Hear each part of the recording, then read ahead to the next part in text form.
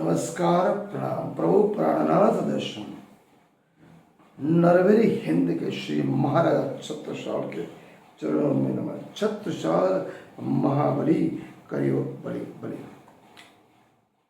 क्यों छत्रसाल महाबली करियो बलि बलि कहा जाता है? हर एक निदान संप्रदाय में, प्रणामी धर्मों में, हर एक छत्रसाल सुबह उठ नहा धोकर हर एक सेवा के बाद छत्रसाल महाबली करियो बलि बलि क्यों बोलता है? तो छत्रसाल कौन थे? कितनी उम्र में उन्हें पिया प्राणनाथ के दर्शन हुए? और प्रभु श्री प्राणनाथ जब जागनी लीला के लिए निकले सूरत से 5,500 सुंदरशाद को लेकर हिंदुस्तान के हजारों राजा महाराज सम्राटों को उन्होंने दिल को टटोला। अंत में 12,000 ब्रह्म सृष्टियों में सबसे सर्वश्रेष्ठ सरदार सखी शाकुंतल सखी को उन्होंने छत्रसाल जी में पाया। उसी कुछ समीक्षा छत्रप्रकाश ग्रंथ के माध्यम से मैं आपको बताने का प्रयास करूंगा। जिन दोनों छत्रसाल मुगल की शक्ति से जूझ रहे थे, उखाड़ फेंकने के लिए संघर्ष में डूबे हुए थे, उन दिनों संवत 1740 चैत्र मास भगवान बुद्ध के धार्मिक आदर्श, देखो मैं यहाँ भगवान बुद्ध के धार्मिक आदर्श एवं राजनीतिक व्यवस्था के साथ एकात्म करके विश्व कल्याण एवं धर्म की मूल कल्याण भावना का प्रवर्तन करने शुभेच्छा से संत प्रभु प्राणनाथ बादशाह राजा महाराजा अमीर को द्वार पर दस्तक दे रहे हैं। बादशाह औरंगजेब, उदयपुर के महाराणा राजश्री, बूंदी के राव भाव से हाड़ा आदि राज्यों से मिले। उन्होंने उद्देश्य की पूर्ति की, राज शक्ति का सहयोग की आशा, किंतु इन समय निकट विफल मानकर स्वामी को निरंतर भटकते रहने के लिए विशेष होना पड़ा। भटकने के प्रसंग में ही छत्रसाल के भतीजे देवकरण से मध्य स्वामी का छतरपुर का निकट छत्रसाल के साथ भेंट हुई। छत्रसाल पर विजयाभिनंदन बुद्ध निष्काम महापति श्री प्राणनाथ की जैसे ही दृष्टि पड़ी, प्रभु प्राणनाथ के हृदय में बसे कृष्ण परमात्मा ने छत्रसाल को पहचान लिया। यही व्यक्ति है जिस व्यक्ति की तलाश से मुझे वैराग्य ग्रहण करना पड़ा। तो भाई में कितनी बड़ी बात।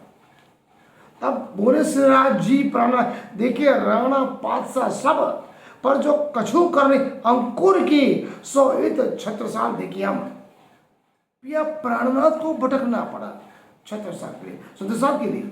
इतना ही नहीं, प्रभु प्राणनाथ ने सिख गुरु नानक देव जी की भविष्यवाणी साखी की सत्यता और प्रामाणिकता को भी ऐसी घटना और इसी मनन के प्रसंग पर घटित उद्घोषित किया। स्वयं गुरु नानक देव जी ने कहा था, बीतेगा 39 दगेगा 40, तब कोई होशी मर्द छत्र मर्द का चेला नानक गुरु सिखावे सच सच की बिना। या बुद्ध जी की और गुरु नानक देव जी की दोनों वाणी घटित हुई। विजयाभिनंदन बुद्ध जी प्राणनाथ ब्रह्म सिरताज हाथ हुक्म छत्रसाल के दियोश आपनो राज साके कहे थाल ले तिलक करो श्री राज बाल माए छत्रसाल के कहीं आप बैठो महाराज। वितक प्रकरण 6 चौपाई 88-60। विजयाभिनंदन प्रभु प्राणनाथ अप्रत्याशित रूप से पहली बेट छत्रसाल के माथे पर तुरंत राज तिलक कर दिया। लेकिन छत्रसाल ने सिद्ध और धर्म जैसा संत के वचनों का सम्मान करते हुए 1740 से 44 तक जैसे माता राज काज चलाने तक राजा के साथ अपने आप को दीवान कहते थे, लिखते थे। सम्मत ऐसे होता है उसी समय साधु संतों की मंडली हो एक मत होकर छत्रसाल पर दबाव डाला, जनक आकांक्षा से दबाव डाला। समय की मांग को पूरा करने के लिए उन्हें विधिवत राज तिलक कराकर राज चलाना चाहिए। अतः इसी आवश्यकता की पूर्ति छत्रसाल जी ने 38 जन्म तिथि पर शुक्ल कृष्ण तृतीया बुधवार संवत 1717 गोधरी मेला में राज तिलक समारोह संपन्न किया गया। निम्बार और दोबारा निम्बार एवं सेव संप्रदाय के 8 कट्टर पथावलंबी साधुओं ने भी प्रभु प्राणनाथ के समन्वय सर के नेतृत्व में राज तरह की रस्म पूरी तरह निभाई। करीब 2300 वर्ष बाद, 2300 वर्ष बाद भगवान बुद्ध की मानव दशा को पुनर्स्थापना, पुनर्संकल्प पूरा करने की कामना से प्रेरित होकर विजयानंद बुद्ध ने उसका अवतार का प्रवर्तन किया गया। छत्रसाल के राज्य यात्राओं का बुद्ध समझ की उनकी मुद्राओं में उत्तीर्ण होता है। अतः ऐतिहासिक तथ्यों से प्रकार में छत्रसाल का इतिहास प्रसंग बहुत अद्भुत है, विचारणीय है। राष्ट्रीय जीवन धारा को दृष्टिकोण निर्भर बनाने हेतु इस युग की वास्तविकता को हमें समझना चाहिए। प्रस्तुत प्रसंग में इस चर्चा का समाधान हम कर सकते हैं।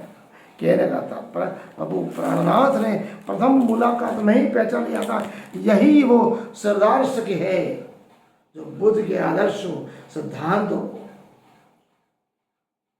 और विजयानंद बुद्ध निष्कंक अवतार के आदर्शों को आगे बढ़ाए।